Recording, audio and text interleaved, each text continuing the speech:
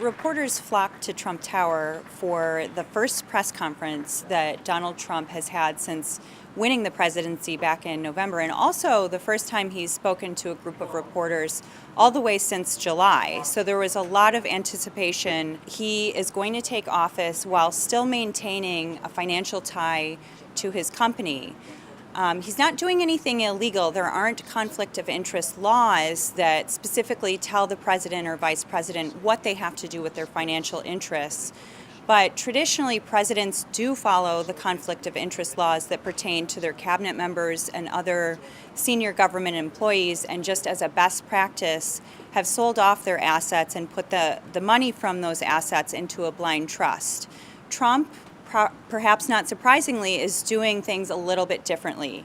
He will retain a financial stake in the Trump Organization, but his assets, his business assets, will be placed into a trust overseen by a manager, which he will not be made aware of what's going on financially within the company while he's in the White House. And furthermore, he's turning over operation of the Trump Organization to a senior executive who's been with the company for decades and his two adult sons. There was a lot to talk about at the press conference, but it was really dominated right off the top by new reports about Trump's supposed ties to Russia.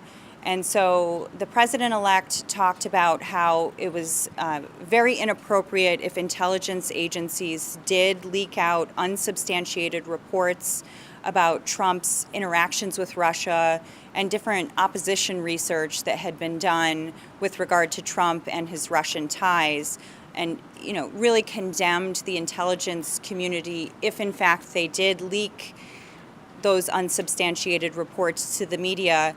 And of course, the president-elect also took quite a while to disparage different members of the media for publishing those unsubstantiated reports.